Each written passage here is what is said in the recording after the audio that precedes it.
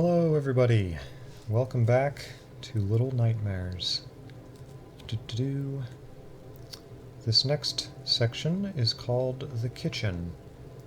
Let me just make sure, yeah, so this is the part where she obviously, in terms of the narrative I'm creating here, she has left Roger and has apparently left him in a state worse off than before, we can only hope.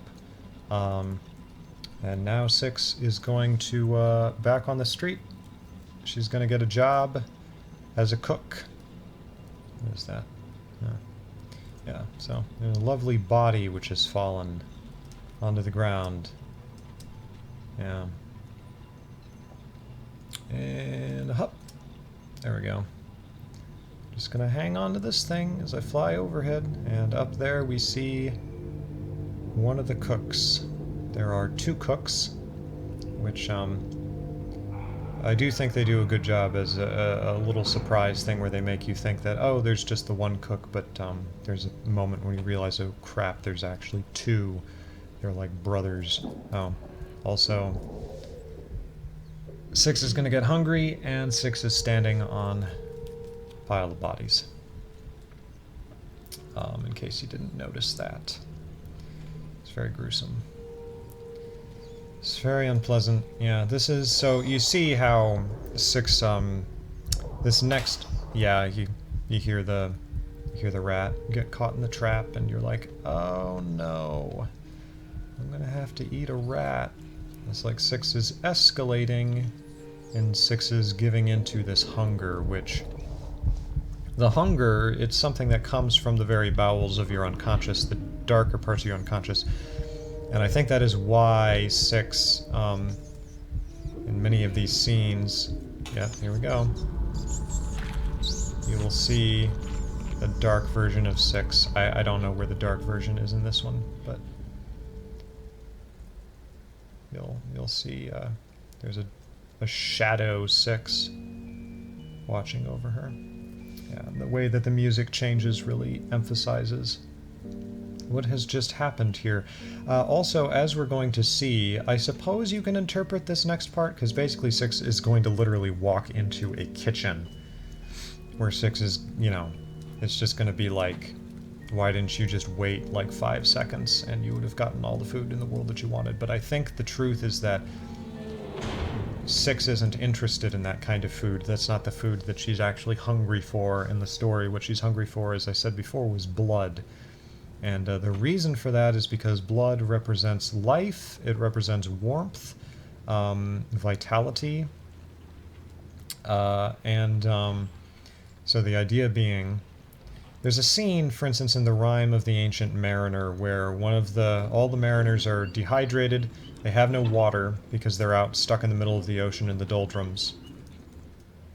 And as a result, their mouths are so parched that they say we couldn't speak. Our mouths were so full of, it felt like our mouths were full of soot. And the only way that one of them is able to communicate with the others, the Ancient Mariner has to bite his own arm and sip his own blood to wet his mouth so that he can talk to the other people. And that's such an amazing symbolic image, because it presents the idea of you can't speak from the heart.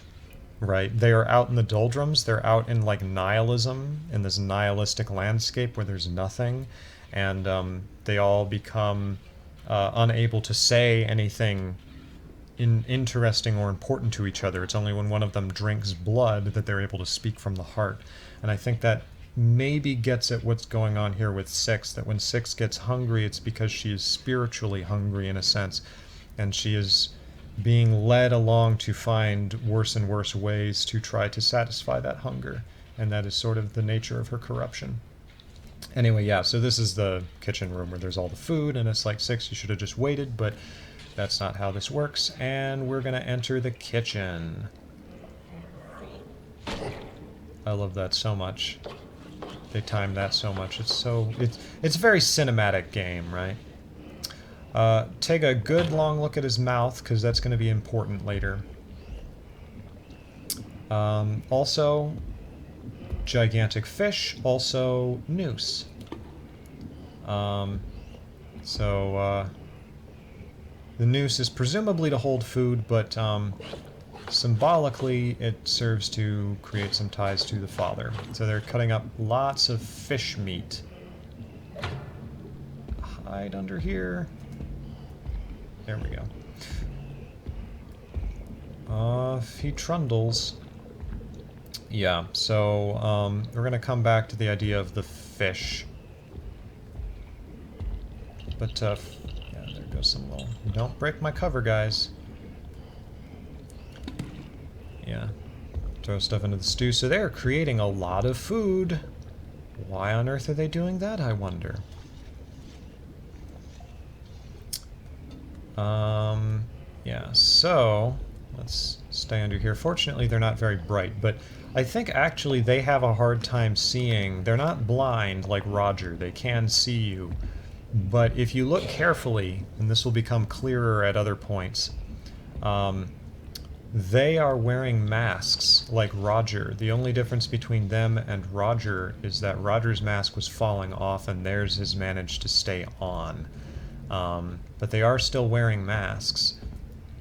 And that's why their skin is so saggy, because they're literally wearing clothes meant to disguise the fact that they are basically practically undead monsters, because when you see underneath them, their skin is like super green and stuff. It's weird. So here they're preparing all this food, which is mostly fish, which makes sense because this is this is a submarine. If you look in the back there, you'll see the furnace. It has an odd shape to it, which is a similar shape to the mouth of the chef there. If you paid attention, it's got this weird kind of up curvy shape, which inside of the furnace there is an eye, which is also similar to the shape, hence why it fits very snugly. I don't know if you can see that. I think we'll be able to see it better once I move up onto the platform. But because it's shaped like the eye, that is also a similar shape-ish to Six's raincoat. You see, raincoat kind of has this opening, so it's all kind of connected. Don't turn around. Thank you. Yes, turn that way. That's what I meant. Thank you. Yeah, so you see there's a key there. But yeah, can you see that? You can kind of see there's an eye in there that's looking at the stuff that's cooking on the fire. On the cozy wood fire.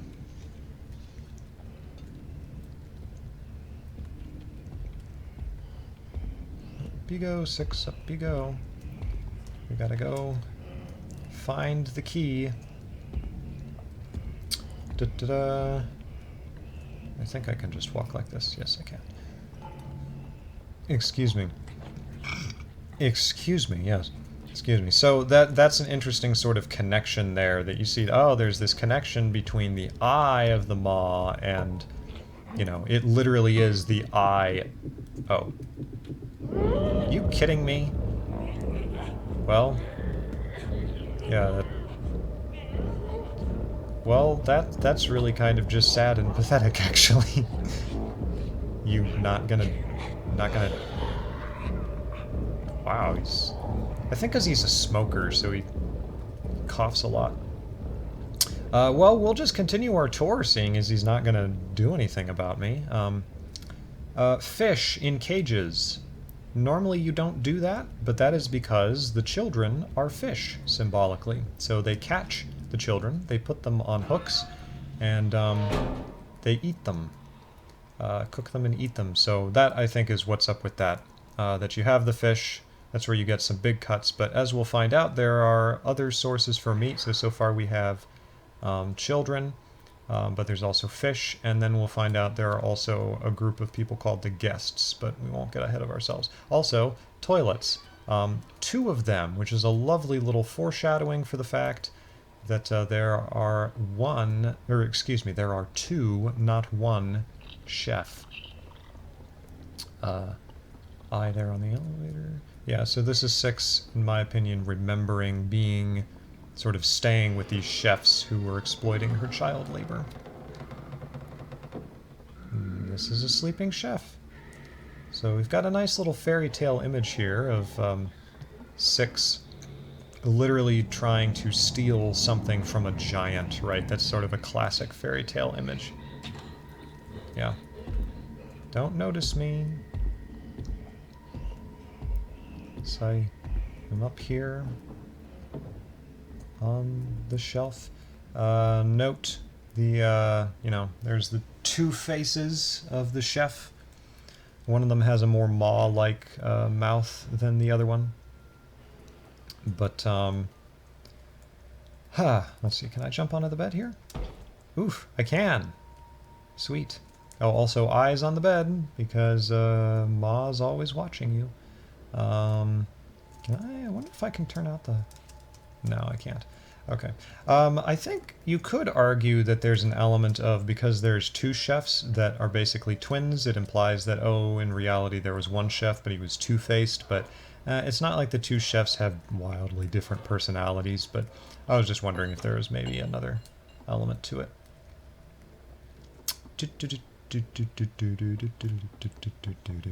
Yeah, so now I have the key, and before I go forward, let me just double check if I forgot anything. Yeah, I mentioned the double toilets. We are on to this page. Goes from industrial model pleasant apartments. Implies that these are dream sequences, yes, as I mentioned before. Let's run through here. Yeah, so, you know, it's like, oh, there's a teapot, and suddenly she's like in something closer to a house, which implies that she's remembering things. The law is kind of like a dream. Okay, and we will go in here. In this very strange, pressure-sensitive, but game-style convenient thing. We're gonna drop the key there because...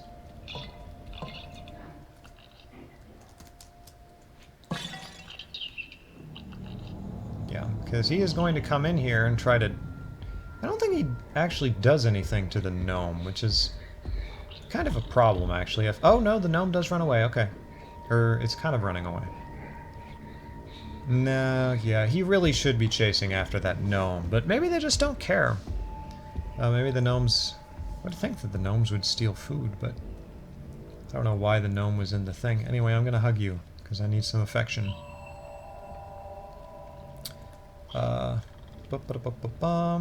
Wonder how much the gnome will now follow me. Like, if he'll follow me to the ends of the earth. Just don't get me caught by Bubba over here.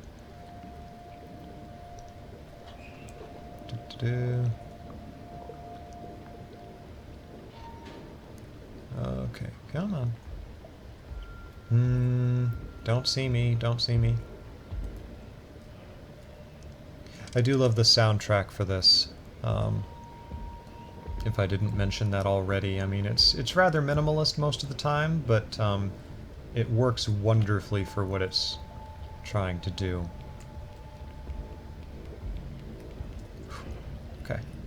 Keep an eye on him.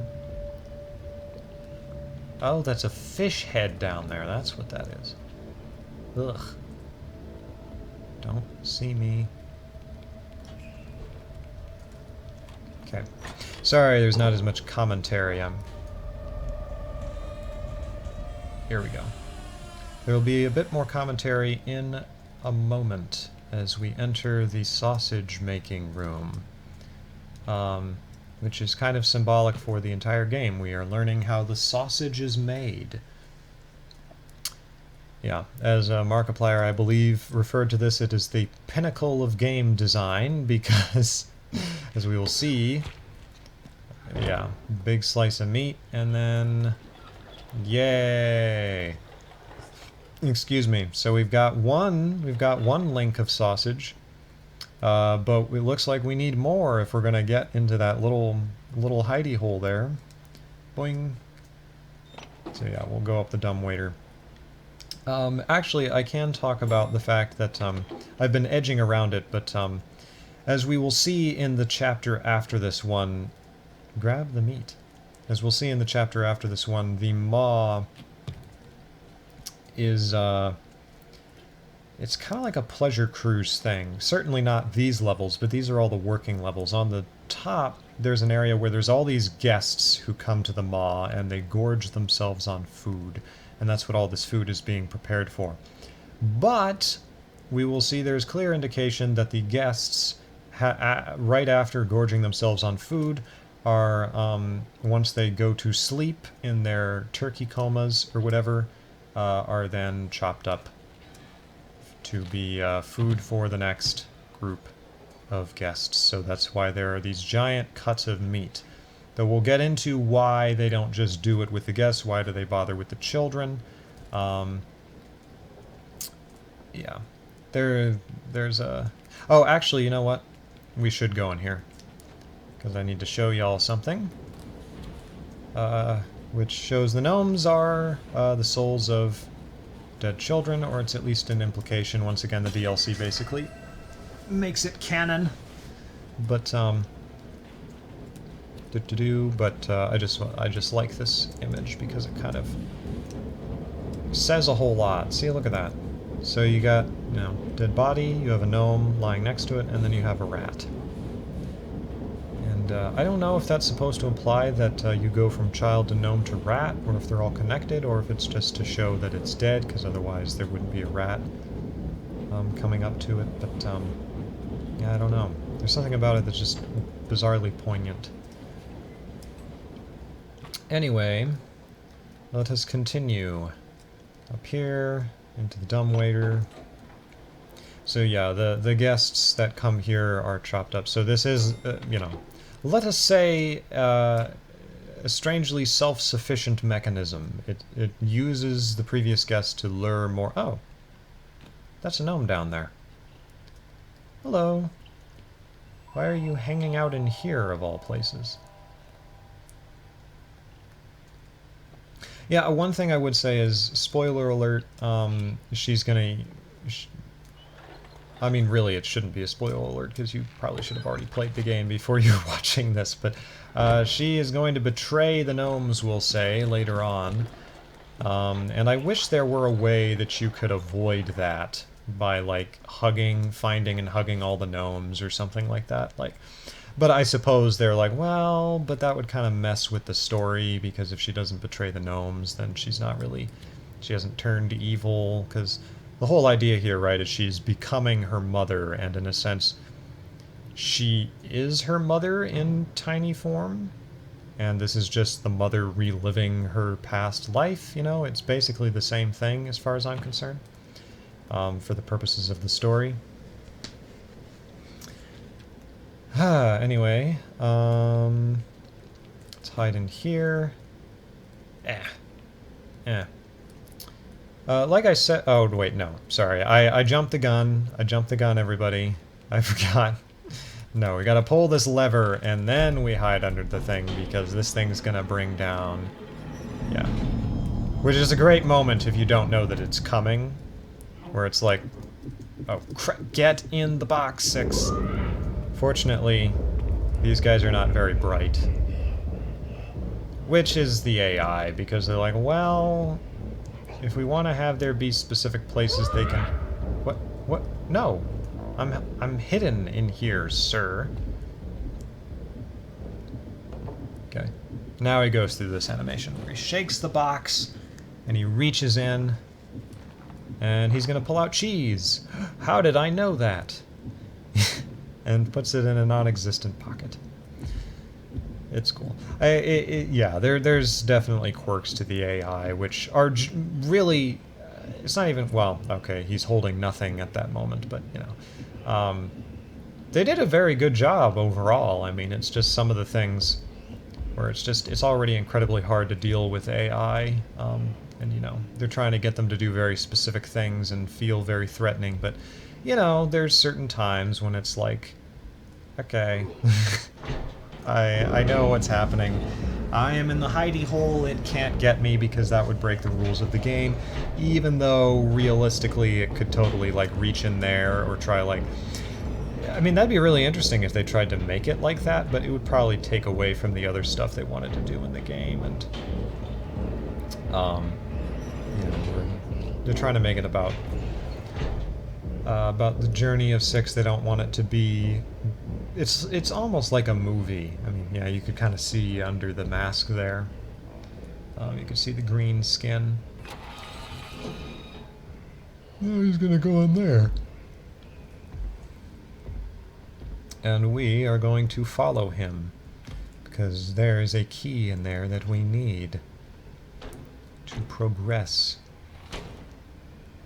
Yeah, this is a wonderful little scene. Yeah, you see the key there on the table, while he hacks madly at the... Yeah, sorry to show that to y'all. But it kind of, you know, shows what we're dealing with here.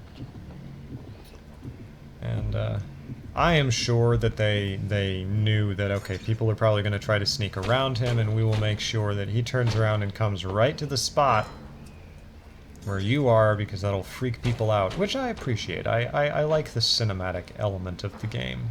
Some games go too overboard on it, but I like it here. It was definitely a series of actions you were supposed to take. 6, go through the hole. Go through the hole, 6. Okay, 6. Get the key. Get the key, 6. Get the key. There we go. Come on. And that is an actually tense moment for me. And I love that, how like you get into the thing and you just hear the... Like I said, I love the sound design so much. And then now it's going back up. Oh, come on, 6. Put the key in. Turn it around. Open the door. and then you have to desperately find a hiding spot before he comes in here, which is great. It's just, it really is great. And he comes in here. So I apologize, I'm not talking as much about any symbolism, because I've kind of covered a lot of it so far. Once we get into the guest area, there's a whole lot more that comes up, but for now, it's kind of, you know, classic fairy tale kid trying to not be eaten by giants sort of thing, which they did a very good job with. And here we are in the dumpster, where there's a plunger for some reason. Oh, and a doll. Oh, you know what? Now is as good a time as any to briefly talk about the dolls. As you will notice, they have a black smoke that comes out of them when you smash them. As we will see, the mother character is presented as being like a witch, magician, ghost lady. And she seems to be able to suck... She's like a dementor or something. She can suck life force out of people. And she seems to store them in little bottles like that. Though the bottles look like her as the queen. This is a great shot. This is one of the shots where it's like they did a great job, where it's like you can tell this was a bit of concept art that somebody drew, and they're like, we are gonna freaking make that in our video game. Like, we want that to be translated to the video game, and they did it, and it's great.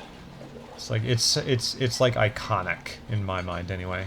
It's like, you know, the tall plates, it's almost like Tim Burton-y, you know, everything's, you know, almost falling over, and I don't know, there's just something about it they did a really good job with it. Oh, crap. That's okay, once I go under here, he has no idea where I've gone. What could possibly have happened? Oh, well, he even looks under and doesn't see me. So it's unfortunate that the AI kind of has elements like that, where it's like, okay, you're kind of like... It's not even that you're stupid, it's just that you're not, like... You're just not broken, but it's like, okay, I know you had limitations here. Shoot.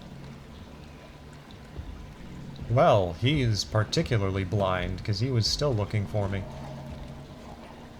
I do love the soap bubbles and stuff, though.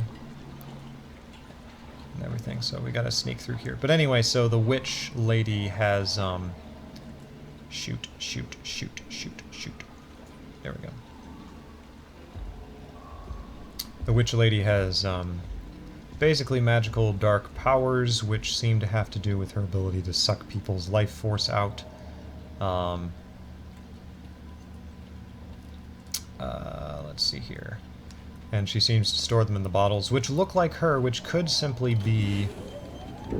Yeah, they're gonna freak out now. Hide under here, buddy.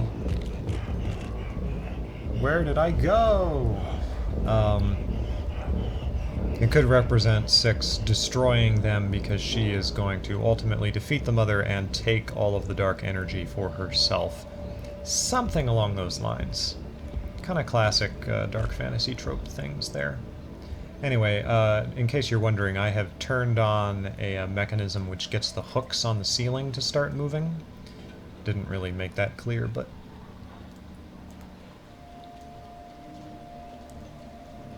Fortunately, he glitches when he's trying to move away from there with the plate, which is good for me.